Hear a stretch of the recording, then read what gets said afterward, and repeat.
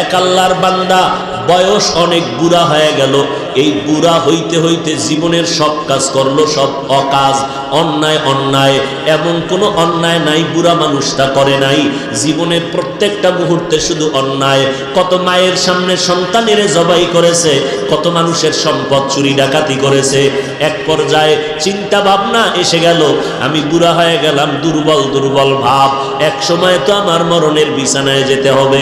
আমার ডানে কত বন্ধু, বামে বন্ধু, এক এক করে সবাই চলে গেল, একদিন তো আমারও চলে যেতে হবে। কিন্তু এলাকার মানুষ আমারে সবাই খারাপ জানে। আমি এই খারাপ বদনাম নিয়ে যদি কবরে যাই, মরিয়া গেলে আমার সন্তানের মানুষ খারাপ বলবে না। আমি এর থেকে পরিত্রাণ পাওয়ার কোনো রাস্তা আসেনি। আল্লাহর বান্দা ইমাম সাহেবের কাছে গিয়া পরামর্শ নিল।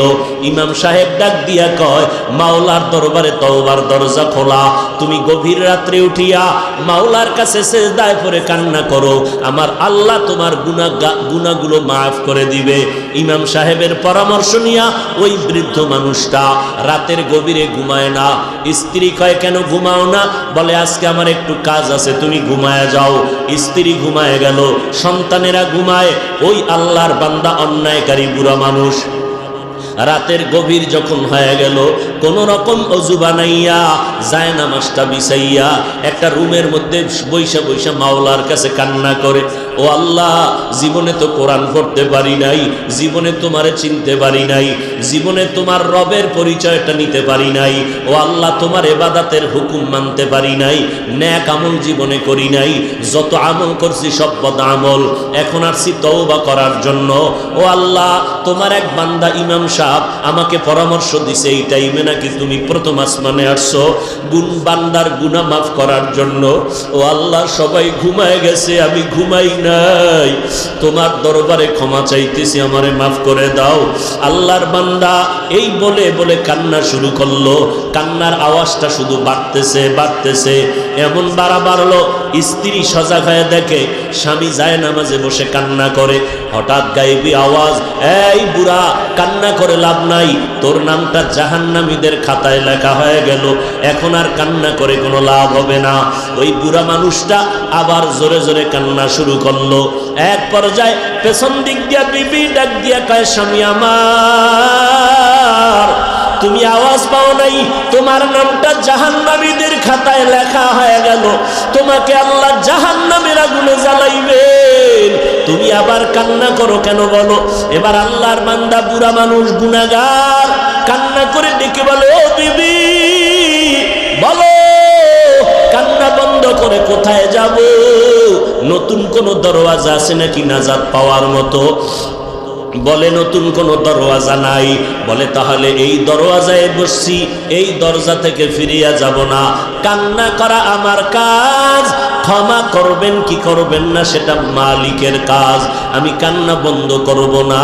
এই বলিয়া বান্দা আবার যখন কান্না শুরু করলেন, ইয়া আল্লাহ, তুমি আমারে মাফ করে দাও, আমার গুনাহ মাফ করে দাও, আমি আর জীবনে গুনাহ করব না, অন্যায় করব না, নবীর তরিকার বাহিরে চলব না, মা বাবার সাথে বেয়াদবি করব না, নবীর সুন্নতের জবাই করব না, মানুষের উপরে জুলুম করব না, আল্লাহ তুমি মাফ করে দাও।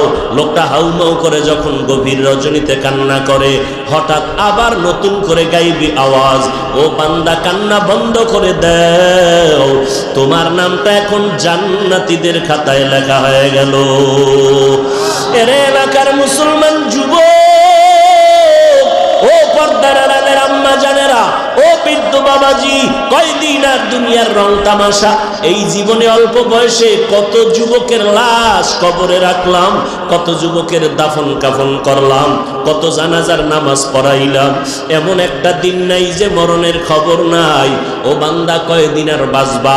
এই মহামারী করোনায় কত মরণের খবর আর খবর।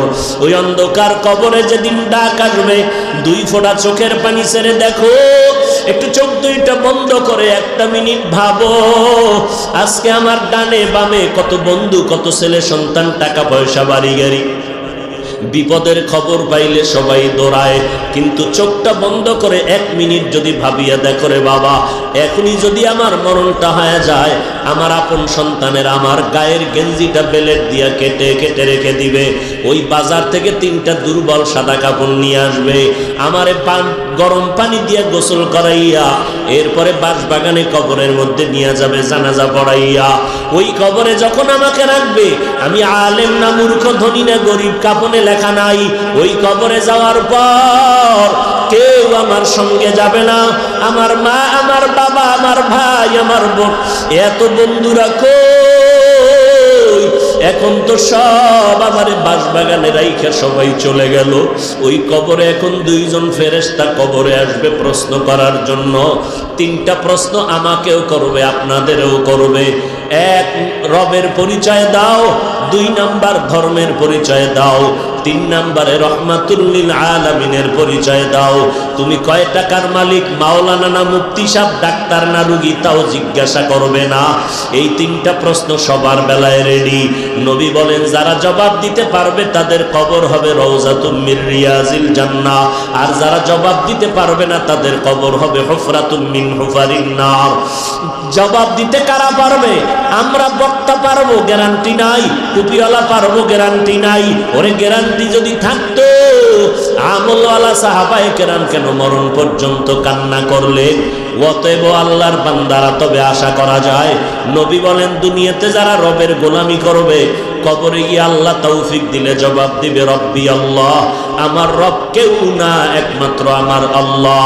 দুনিয়াতে যারা ইসলাম মেনে চলবে, কবরে গিয়া জবাব দিবি দ্বীনুল ইসলাম, আমার ধর্মের নাম ইসলাম। দুনিয়াতে যারা নবীর সুন্নাত অনুযায়ী চলবে, কবরে গিয়া নবীকে দেখা মাত্র চিনে ফেলবে। আল্লাহ গায়বী আওয়াজ দিয়া বলবেন, ও ফেরেশতা, আমার বান্দাকে আর বিরক্ত না করিয়া এখনই কবরে বেহেশতের বিছানাটা দিয়া দাও, জান্নাতের সাথে রাস্তা খুলে দাও। 3.5 হাত কবর বড় বালাখানা বানাও, আমার বান্দা এখন আরামে ঘুমাবে, কিয়ামত পর্যন্ত কেউ ডিস্টার্ব করবে না। পক্ষান্তরে নবী বলেন, যারা রবের গোলামি করবে না, ইসলাম মানবে না, নবীর সুন্নতের আমল করবে না, এরা কবরে যাওয়ার পরে 3টা প্রশ্ন যখন হবে, তখন এই নাফরমান বেনামাজি গুনাহগারেরা বলবে, হা হা লা আদরি, আফসুস আফসুস, আমি কিছুই জানি না। আল্লাহ রাগান্বিত হইয়া সাথে সাথে আওয়াজ দিয়ে বলবেন, ও ফেরেশতা, এই নাফরমানের আর কোনো সুযোগ দিও না, আমি আল্লাহ দুনিয়াতে কম সুযোগ দেই নাই। আমার দেওয়া পানি বাতাস, আমার দেওয়া সূর্যের আলো চাঁদের আলো ভোগ করলো, আমার দেওয়া নদীর মাছ গাছের ফল জমিনের ফসল খাইয়া এই নিমক হারাম একবারও আলহামদুলিল্লাহ বলে নাই। ওলামায়ে কেরাম পায়ে ধরে ধরে নামাজের দাওয়াত দিত, আজান শুনিয়া বান্দা মসজিদে যায় নাই। এখন আর সুযোগ দিও না, এখনই কবরের জাহান্নামের বিছানাটা দিয়া দাও, কবরের সাথে জাহান্নামের সাথে রাস্তা বানাইয়া দাও। 1টা না 2টা না, 70 থেকে 99টা সাপ কবর এসে ভরে যাবে। আল্লাহ পাকের অর্ডার হবে, ও কবরের মাটি, এই গুনাহগার নাফরমানকে 2 পার্শ্বের মাটি জোরে জোরে চাপ দাও। এত জোরে চাপ দেবে পাজরের হাড় চুরমার হয়ে যাবে। ও আল্লাহর বান্দারা, মশার কামড়, মাছির কামড় সহ্য করতে পারি না, ওই কবরে কবরের মাটির চাপ কেমন করে সহ্য করবা? যদি বলো না সহ্য করব না, তো এখনো সময় আছে, তওবা করে নাও। গলায় ছুরি আসবে, মরিয়া যাব, হায়াতের মালিক আমার আল্লাহ, ইজ্জতের মালিক আমার আল্লাহ, রিজিকের মালিক আমার আল্লাহ। অতএব আমি দুনিয়ার কাউকে ভয় করিয়া আল্লাহকে ভুলে যাব না। আজকে থেকেই তওবা করে নিব। মরণ থাক আর যাক, আজকে থেকে নামাজ ছাড়ব না, বেপরদায় চলব না, নবীজির তরিকায় বাহিরে চলব না, মা বাবাকে কষ্ট দিয়া বরদোয়া নিব না, ওলামায়ে কেরামের বিরুদ্ধে যাব না, দেশের বিরুদ্ধে জাতির বিরুদ্ধে ষড়যন্ত্র করব না। তওবা করার মতো যদি অন্তর তৈরি হয়, মুনাফিকি যদি অন্তরে না থাকে, ও আল্লাহর বান্দারা, আজকে তুমি মনে মনে ভাবতেছ হুজুরদের কথা মেনে যদি চলি স্বাধীনতা নষ্ট হয়ে যাবে। না রে বাবা না, নবীর তরিকা মতো যারা চলে, কই তারাও তো তোমার মতো স্বাধীনভাবে চলে। তোমার আমার মতো যুবক স্কুলে পড়ে, কলেজে পড়ে, দাড়িওয়ালা নামাজির অভাব নাই। কই তারা দাড়ি আর নামাজের কারণে তো স্কুল কলেজে পড়া বন্ধ হয় নাই। তোমার আমার মতো কত যুবক র্যাব, আর্মি, পুলিশ, বিডিআরের চাকরি করে, নামাজি দাড়িওয়ালা, দাড়ির কারণে, নামাজের কারণে তো তাদের চাকরি চলে যায় নাই। তোমার আমার মতো কত যুবক কোটি টাকার ব্যবসা করে হালালভাবে, দাড়িওয়ালা নামাজি, দাড়ির কারণে, নামাজের কারণে ব্যবসা বন্ধ হয়ে যায় নাই। অতএব শয়তানের ধোকায় না পড়িয়া মরণের কথা স্মরণ করে তওবা করো, আল্লাহকে অন্তর দিয়া ডাকো, হে মালিক আমার মতো গুনাহগারের ময়দানের মধ্যে কেউ নাই, আজকে থেকে তওবা করে নিলাম, নামাজ আর ছাড়বো না, বেপরদায় চলবো না রে আল্লাহ, নবীর তরিকার বাহিরে চলবো না, আর কখনো মা বাবার সাথে বেয়াদবি করব না, উলামায়ে কেরামের বিরুদ্ধে যাব না, দেশ ও জাতির বিরুদ্ধে ষড়যন্ত্র করব না। তওবা করার যদি অন্তরে নিয়ত হয়, তওবার জন্য যদি অন্তর তৈরি হয়ে যায়, খাঁটি তওবার নিয়ত যাদের আছে, ঈমানের আওয়াজ সেখানে আমলের কথা। ওয়াল আসর ইন্নাল ইনসানা লাফি খুসর ইল্লাল্লাযীনা আমানু ওয়া আমিলুস সালিহাত। আল্লাহ বলেন আসরের শপথ, সব মানুষগুলো জাহান্নামে যাবে, 4 গুণওয়ালা মানুষ জান্নাতে যাবে। 1 নাম্বার গুণ ঈমান, 2 নাম্বার গুণের নাম হলো নেক আমল। যেখানে ঈমানের কথা সেখানেই আমলের কথা। আজকে একদল বাতিল বন্ধুর বেশে দুশমনেরা বের হয়ে গেল, এরা নিজেরাও আমল করে না, উম্মতের আমলের বয়ান করে না, বরং আমল থেকে দূরে রাখার ষড়যন্ত্র করে। ষড়যন্ত্র কেমনে করে? কয় সুন্নত লাগবে না, কাজা নামাজ লাগবে না। অথচ মদিনার নবী বলেন, ওলামায়ে আহলে হকরা বলে, ও বান্দা যদি মসজিদে যাও, আসরের নামাজের টাইম হয়ে গেল, মসজিদে ঢুকিয়া দেখতেছো এখনো 7-8 মিনিট বাকি আছে, ও বান্দা বইসা থাইকা সময় নষ্ট করিও না, তুমি নফল নামাজ পড়লে সওয়াব হবে। কয় না না, যার আমল নামায় কাজা নামাজ আছে, আগে তুমি কাজা নামাজগুলো পড়ে নাও, কাজা নামাজ পড়বা, তোমার আমল নামাজ থেকে ওই নফলের থেকে বেশি গুরুত্ব হলো কাজা নামাজ। কাজা নামাজ পড়বা। যারা বলে কাজা লাগে না, যারা বলে জুমার দিন জুমার আগে সুন্নাত লাগে না, এই সমস্ত মানুষের কারণে উম্মতের আমল থেকে অনেক দূরে।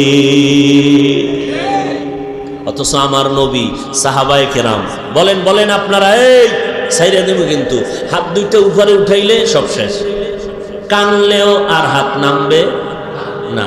অতএব এদিকে তাকান, খেয়াল করো, সাহাবায়ে কেরামের মতো এলেমওয়ালা, আমলওয়ালা, তাকওয়াওয়ালা, ইখলাসওয়ালা, বড় এলেমওয়ালা, বড় মুফাসসির, বড় মুহাদ্দিস, বড় মুফতি সাহেব সাহাবায়ে কেরামদের থেকে আছে, আসবে। এই সাহাবায়ে কেরামরা কত দামি, 10 জন সাহাবা জান্নাতের টিকিট পেয়েছেন দুনিয়ার ভেতরে জিন্দা হালাতে। আজকে কথাটা নতুন শুনলেন? এই কথা বলেন, এ সাউন্ড কি লিগে যে কমায় আল্লাহই ভালো জানে। হায় হায় হায়, যুবকেরদেরকে বারবার বলতেছি, ও যুবক ভাইরা, দুনিয়াতে আসছি একা, যাব নেতা টেতা কেউ যাবে? মুরব্বি টুরব্বি যাবে? পীর সাহেবরা যাবে? আমার জন্য একটু সুপারিশ করবে? আরে আমার সুপারিশ করবে কচু, তার উপায় কি গ্যারান্টি আছে? পীর সাহেবের উপায় কি হবে গ্যারান্টি আছে? তাহলে আমি কেমনে মনে করি পীর আমাকে তরাইয়া নিবে? খেয়াল করো, 10 জন সাহাবা দুনিয়াতে জিন্দা হালাতে জান্নাতের টিকিট পেয়ে গেলেন। কয়জন? এই কথাটা আর কোনোদিন শুনেন নাই? শুনে থাকলে বলেন তো, প্রথম সিরিয়ালে কে? এই যুবকেরা কথা কয় না, পাও ধরলে কবি। প্রথম সিরিয়ালে কার নাম? দ্বিতীয় সিরিয়ালে কার নাম? তৃতীয় সিরিয়ালে কার নাম? চতুর্থ সিরিয়ালে কার নাম? এইরকম কয়জন? আশারায়ে মুবাশশারা রাদিয়াল্লাহু আনহুম আজমাইন। ও ভাই, আবু বকরের দাম কত জানেননি? মদিনাওয়ালা বলেন, সব আমার মুমিন উম্মতের নেক আমল যদি এক পাল্লায় দেওয়া হয়, আবু বকরের নেকের পাল্লাটা ভারী হয়ে যাবে। এবার আমাকে জবাব দেন, এই মূল কথায় ঢুকছি কি? ওমর, আবু বকর, ওসমান, আলী সহ 10 জন সাহাবা জান্নাতের সুসংবাদ পেয়ে গেলেন। আরে ভাই, আল্লাহর নবী বলেন, আমি মুহাম্মদের পরে আবার যদি আল্লাহ কাউকে নবী বানাইতেন, লাউ কানা বাদি নবিয়্যুন লাকানা উমর, আমার পরে নতুন নবী হইতো আমার সাহাবী ওমর। এবার আমাকে বলেন তো, জানা থাকলে বলবেন, না জানা থাকলে চুপ থাকবেন, যেটা বলি এটা মেনে নিবেন, ভুল হলে ধরায় দিবেন। এই সাহাবায়ে কেরাম এত বড় এলেমওয়ালা আমলওয়ালা জান্নাতের টিকিট পাইছে, এর আর আমল লাগে? এমিয়া জান্নাতের টিকিট পাইছে ডাইরেক্ট, এর আর আমলের দরকার আছে? অথচ আবু বকর, ওমর, ওসমান, আলী সহ বলেন তো, এরা তাহাজ্জুদ পড়ছেনি, ইশরাক আউয়াবিন পড়ছেনি, চাষ পড়ছেনি, পড়ছে সারা রাত নামাজের মধ্যে কাটাইয়া দিলেন। ও এলাকার মুসলমান, নোয়াখালীর মানুষ, আল্লাহ বিবেক দিয়েছেন, আকল খাটাইয়া আমাকে একটু জবাব দেন। এত বড় ইলমওয়ালা, আমলওয়ালা, তাকওয়াওয়ালা বুজুর্গ, জান্নাতি সাহাবী, এত আমলওয়ালা, এদের মতো ইলমওয়ালা জমিনে কেউ নাই, আসবেও না। এদের মতো বড় মুফতি সাহেব, মুফাসসির, মুহাদ্দিস এই জমিনে কেউ নাই, কিয়ামতের আগে আসবেও না। জান্নাতের টিকিট পাইয়াও কেন সারা রাত নফল নামাজ পড়লেন, ইশরাক আউয়াবিন, চারটার তাহাজ্জুদ পড়লেন। অতএব যারা বলে নফল লাগে না, এদের মতো বন্ধুর বেশে দুশ্মন কেউ হতে পারে না। ভাই, আপনি নামাজ পড়েন না সেটা ভিন্ন কথা, আপনি দাড়ি রাখতে পারেন না ভিন্ন কথা, কিন্তু একজনে দাড়ির বিরুদ্ধে ওয়াজ করবে, এটা তো মেনে নেওয়া যায় না। আপনি আমল করেন না সেটা ভিন্ন, কিন্তু আমলের বিরুদ্ধে একজনে মানুষকে উৎসাহ দিবে, এটা তো মেনে নেওয়া যায় না।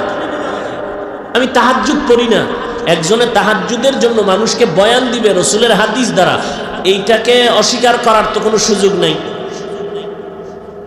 কি অবস্থা আমাদের! নিজেও করি না, অন্যেরা করবে তাও পছন্দ করি না, নিজেও কান্না করি না, কেউ কান্না করলে তাও পছন্দ করি না। কপাল কিভাবে পুড়ে ফেললাম খবর নেই।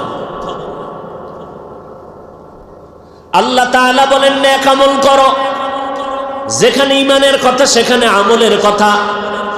ইন্নাল্লাযীনা আমানু ওয়া আমিলুস সালিহাত কানাত লাহুম জান্নাতুল ফিরদাউসি নুজুলা। যেখানে ঈমান সেখানে আমল। ওয়াত্তিনি ওয়াজ যাইতুন ওয়া তুরি সিনিন ওয়া হাদাল বালাদিল আমিন লাকাদ খালাকনাল ইনসানা ফি আহসানি তাকওয়িম সুম্মা রাদাদনাহু আসফালা সাফিলিন ইল্লাল্লাযীনা আমানু ওয়া আমিলুস সালিহাত। যেখানে ঈমানের কথা সেখানে আমলের কথা। বদ আমল নাকি নেক আমল? নেক আমল করো। এবার মদিনার নবী বলেন, আমল কি পরিমাণ করবা? মদিনার নবী বলেন, আখলিস দীনাকা ইয়াকফিকাল আমালুল কলিল। অল্প আমল করো, এটাই তোমাকে জান্নাতে বিনা হিসাবে পৌঁছাইয়া দিবে। তবে আমলের দিকে দুইটা বিষয় নজর রাখা লাগবে, একটা হলো প্রতিষেধক আর একটা হলো প্রতিরোধক। প্রতিষেধক হলো আমলের জন্য 100% থাকতে হবে ইখলাস, 100% থাকতে পারবে না শিরিক, তাহলে আমল কবুল। তাহলে আমল গ্রান্টেড হওয়ার জন্য একটা হলো প্রতিষেধক আর একটা হলো প্রতিরোধক। প্রতিষেধক কি? 100% ইখলাস, প্রতিরোধক 100% শিরিক। ইখলাস থাকতে হবে 100, শিরিক থাকতে পারবে না 100। শিরিক থাকলেই আমল ভেজাল, ইখলাস না থাকলে আমল ভেজাল। ইখলাস বড় কঠিন জিনিস। ইখলাস এটা কাকে বলে? মা মানাল ইখলাস? তাসফিয়াতুল আমাল মিন তালাবি আওয়াজিন ওয়া গরজি আরজিন ওয়া রুইয়াতি রিয়াইন। ইখলাস যেটা কোনো বিনিময় করা হয় না, নিঃস্বার্থভাবে আল্লাহর জন্য, কাউকে দেখাবার জন্য করা হয় না, দুনিয়ার কারো মন খুশির জন্য না, খালিসান লিওয়াজহিল্লাহি তাআলা। আমি যা করব, যা বলবো সব হবে আমার আল্লাহর সন্তুষ্টির জন্য। ইন্না সালাতি ওয়া নুসুকি ওয়া মাহইয়ায়া ওয়া মামাতি লিল্লাহ ওয়া মামাতি লিল্লাহি রাব্বিল আলামিন।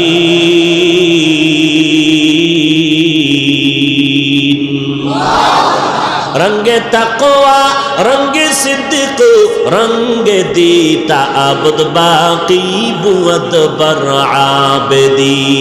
उठा बसा করলেন মোনাজাত দিয়ে দিন। কষ্ট করে আসছি, মূল্যায়ন করবেন না কষ্টের।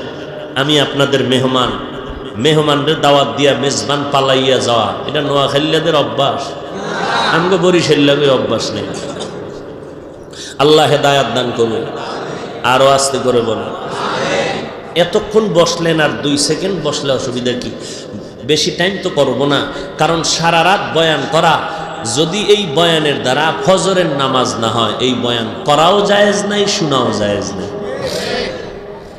আর যারা কিছু আছে বয়ান করেন, নামাজ টামাজ ওটা আমগো বিষয়, আমরা নিজেরা ফিকির করে দেখবো, লাগলে ভরবো, না লাগলে নাই। আপনার কাজ আপনি চালায় দেন। এরকম কিছু মানুষ আছে না নাই?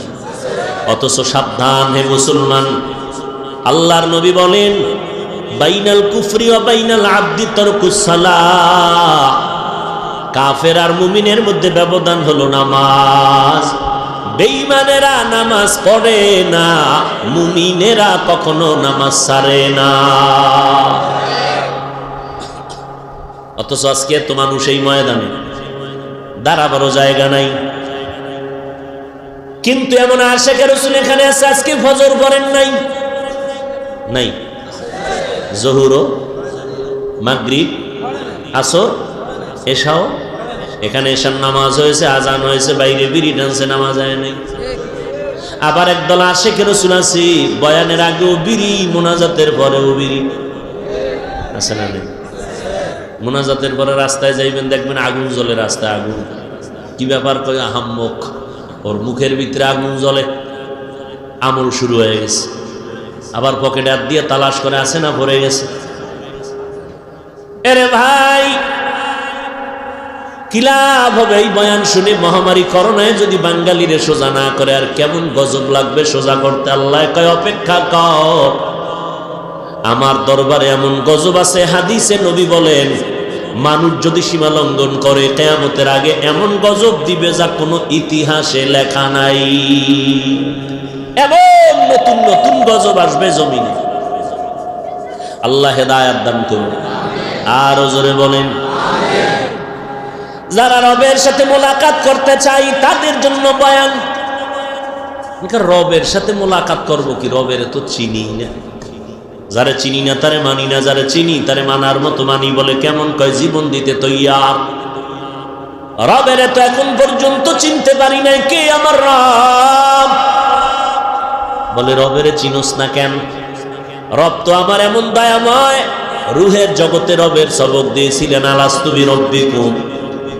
সব আমাগো আত্মার ভিতরে যে আত্মা আসেনি, আত্মা রূহ, আল্লাহ পাক সব আত্মাগুলো এক জায়গায় জমা করে বলছিলেন, এ রুহেরা জবাব দে, আমি তোদের রব নি। সর্বপ্রথম রহমাতুল লিল আলামিনের আত্মা জবাব দিলেন, বালা, আপনি আমাদের রব। অন্যান্য মুমিনদের আত্মা জবাব দিল, আপনি আমাদের রব। বেঈমানের আত্মাগুলো জবাব দিল, আপনি আমাদের রব। আল্লাহ কয়, মায়ের গর্ভে ছিলি কয় মাস? রবের সবক বুঝি হারায় গেছে। আমি আল্লাহ এই সবকটা আবার স্মরণ করাইয়া দেওয়ার জন্য আমি আল্লাহ 2টা ব্যবস্থা করলাম। এক তো প্রাইভেট মাস্টার দিলাম, আর প্রাইভেট পড়ার সাবজেক্ট দিয়ে দিলাম কোরআন। কোরআনটা পইরা পইরা রবের সবক ঠিক কর, কারণ আবার কবরে গেলেই তোরে প্রথম প্রশ্ন করা হবে, রবের পরিচয় দাও, মার রব্বু। নামাজে দাঁড়াইয়া যখন তুই মাওলার সাথে কথা বলা শুরু করবি, সেখানেও তোর রবের পরিচয়। আলহামদুলিল্লাহি রাব্বিল আলামিন। রুকুর মধ্যে যাবি, সেখানেও রবের আওয়াজ, সুবহানা রাব্বিয়াল আযীম।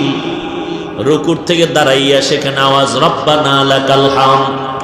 সেজদার মধ্যে গিয়াও বলবি, সুবহানা রাব্বিয়াল আ'লা। রবের সবক মোনাজাত ধরে বলবি, রব্বানা যালামনা আনফুসানা, রব্বানা আতিনা ফিদ দুনিয়া, রব্বানা হাব লানা মিন আজওয়াজিনা, রব্বি হাবলি মিন লাদুনকা যুররিয়াতান তাইয়্যিবাতান ইন্নাকা সামিউদ দুআ। বারবার রবের সবক, বারবার রবের সবক। মা বাবার জন্য দোয়া করবি, সেখানেও রবের জিকির। রব্বিরহামহুমা কামা রব্বায়ানি সগীরা। ওই রবের কেন চিনলি না? কেমন আমার রব? আজকে তাকাইয়া দেখ, দুনিয়ার সরকারের টাকায় আমরা চলি না, বরং সরকার আমাদের টাকায় চলে। আমাদের জমিনের ট্যাক্স, ঘরের ট্যাক্স, বিদ্যুতের বিল, সব ট্যাক্স নিয়ে নিয়ে সরকারি কর্মচারীরা চলে। আমরা এমপির টাকায় চলি না, এমপি জনগণের ট্যাক্সের টাকায় বেতন নেয়, জনগণের টাকা খাইয়া সরকারি কর্মচারীরা চলে। কিন্তু রে বাবা, তাকাইয়া দেখছনি, একটু যদি উল্টা পাল্টা করো, সরকার সাথে সাথে পুলিশ পাঠাইয়া হ্যান্ডকাপ লাগায় দিবে, তাড়াতাড়ি জেলখানায় ঢুইকা যা, তদন্ত করে হবে। আগে মাইর খাইয়া ওখানে শুয়ে থাক, হসপিটালে গিয়া তদন্ত করা হবে মাইরের হালাতটা কেমন।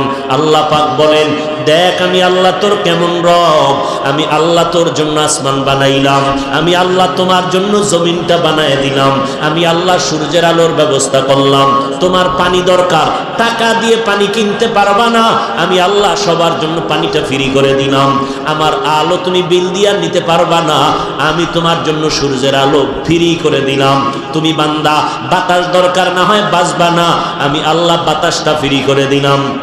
আমি আল্লাহ চাঁদের আলো রাতের বেলা ফ্রি করে দিলাম। আমি আল্লাহ চলার মতো রাস্তা ফ্রি করে দিলাম। আমি আল্লাহ গাছের ফল ফ্রি করে দিলাম। আমি আল্লাহ নদীর মাছ তোমার জন্য ফ্রি করে দিলাম। আমি আল্লাহ জমিনের পশু পাখির গোশত হালাল ভাবে ফ্রি করে দিলাম।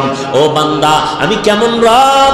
আমার এতগুলো খাইয়া তুই একবারও আলহামদুলিল্লাহ বলো নাই, বরং আল্লাহর বিরুদ্ধে গান গাও, আমার কোরআনের বিরোধিতা করো, আমার কোরআনওয়ালা আলেমের লিস্টি কইরা আলেমের বিরুদ্ধে গান গাও। আমি আল্লাহ রাগ করিয়া একটা সেকেন্ডের জন্য রাগ করে পানিও বন্ধ করি নাই, বাতাস বন্ধ করি নাই, সূর্যের আলো বন্ধ করি নাই, চাঁদের আলো বন্ধ করি নাই। আমি আল্লাহ মোহাব্বত কইরা তোরে লালন পালন করতেছি। আমি আল্লাহ সব দিয়া দিলাম, ও বান্দা খা। আমি আল্লাহ রাগ না করিয়া তোরে আবার মায়া কইরা ডাকতেছি। ওয়া ইজা সাআলাকা ইবাদি আন্নী ফাইন্নী করিব উজিবু দাওয়াতাদ দাঈ ইজা দাআন ফালইস্তাজিবু লি ওয়াল ইউমিনু وَلْيُؤْمِنُوا بِي لَعَلَّهُمْ يَرْشُدُونَ।